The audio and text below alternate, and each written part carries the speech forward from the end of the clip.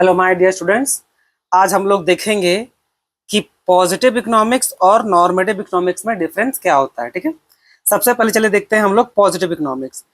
Positive economics आपका एक प्रकार का मैकेनिज्म को बताने का काम करता है। क्या बताने का काम करता है? वो आपका एक प्रकार का मैकेनिज्म को बताने का काम करता है।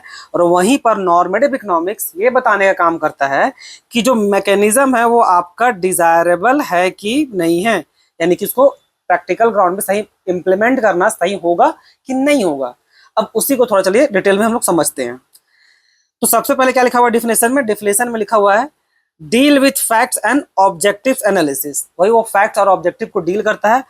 और जो ये है वो आपका क्या करता है, वो वैल्यू जजमेंट्स के साथ डील करता है, यानी कि ये बता रहा है कि वो जो चीज है वो सही होगा कि नहीं होगा, सही रहेगा कि नहीं रहेगा, ओपिनियन बताने का ये काम करता है। ठीक है, फिर नेक्स्ट आ जाइए उसका नेचर पे।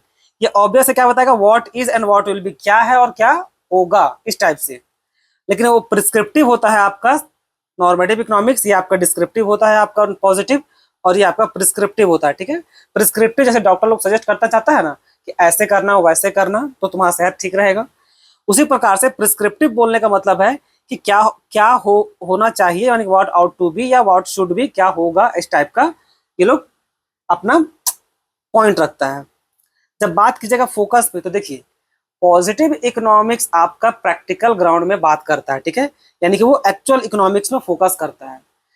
और जो आपका नॉर्मेटिव है वो आइडल बात करता है, जो देखिए बोलने में तो अच्छा लगेगा लेकिन प्रैक्टिकल लाइफ में वो पॉसिबल उतना नहीं हो पाएगा। ठीक है, तो इसलिए आइडल इकोनॉमिक्स को माना जाता है। ठीक, आगे बढ़िए। ऑब्जेक्टिविटी ऑब्वियस है कि ये थोड़ा प्रैक्टिकल बात करता है, तो इसको आप बेस्ड ऑन फैक्ट और डेटा के आधार पे ऑब्जेक्टिव रख सकते हैं। अब क्योंकि सब्जेक्टिव है, क्योंकि बस ये बस ओपिनियन है ना, अब ये ओपिनियन सही भी होगा गलत भी होगा, तो बोलने में क्या था, कुछ भी बोल दो, तो इस टाइप का है।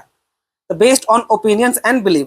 हालांकि गवर्नमेंट जब कोई पॉलिसी बनाती है तो दोनों बात को ध्यान में रखती है, ऐसा नहीं है कि कुछ भी वो हवा में पॉलिसी बन रही है। ठीक है, अब आ जाइए टेस्ट करने के बारे में। तो ऑब्वियस है, अगर ये फैक्ट्स और डेटा पे बना हुआ है तो इसको आप वेरीफाई कर सकते हैं।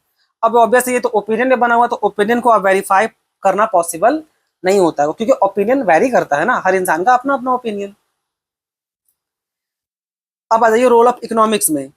Helps in understanding how economic works. और ये क्या है? ये पॉलिसी मेकिंग में हेल्प करता है। ठीक है, तो देखिए जैसे कि हम जो एक उदाहरण दिए थे कि भाई शराब बेचिएगा तो ऑब्वियस जीडीपी आपका इकोनॉमी बढ़ेगा, इससे पैसा तो खूब आ जाएगा। ठीक है, पर इस पॉलिसी को अगर गवर्नमेंट अपनाए तो उसका साइड इफेक्ट भी तो आएगा ना। साइड इफेक्ट क्या आएगा? साइड इफेक्ट यही आएगा कि भाई देश का जो यंग जनरेशन है वो डिस्ट्रॉय हो जाएगा, वो लोग बर्बाद होने लगेगा दारू पी करके। तो वो एक सही चीज नहीं है। अब आ जाइए एंड, यानी कि यही कि न्यूट्रल बिटवीन एंड होता है और ये आपका नॉन न्यूट्रल होता है। क्या मतलब वो न्यूट्रल बिटवीन एंड बोलने का मतलब? न्यूट्रल बिटवीन एंड बोलने का मतलब होता है कि इसका आउटकम से उसको कोई मतलब नहीं पॉजिटिव इकोनॉमिक्स हो, कि क्या आउटकम आएगा। जैसे कि वो शराब लेने का एग्जांपल, अगर आप अल्कोहल बेचते हैं तो भले इकोनॉमी बर्बाद हो जाए, वो उस पर बात नहीं करेगा। इकोनॉमी नहीं मतलब यंग जनरेशन बर्बाद हो जाए उस पर वो बात नहीं करता है, वो बात करता है कि पैसा कमाने को मिल रहा है कि नहीं, उस पर वो फोकस कर रहा है। ठीक है, लेकिन आपका जो ये है क्या बोलते हैं नॉर्मेटिव इकोनॉमिक्स, वो आउटकम पे बात करता है कि भाई चलिए पैसा तो मिल जाएगा शराब बेचने के बाद, लेकिन इसका इम्पैक्ट क्या आएगा, लॉन्ग इम्पैक्ट क्या पड़ेगा सोसाइटी में। तो लॉन्ग इम्पैक्ट यही पड़ेगा कि आपका यंग जनरेशन या आने वाला जनरेशन कंप्लीटली डिस्ट्रॉय हो जाएगा। ठीक है, अब वही एग्जाम्पल दिया हुआ है। तो आई होप इतना सुफिशियंट होगा कि पॉजिटिव इकोनॉमिक्स और नॉर्मेटिव इकोनॉमिक्स में क्या अंतर होता है।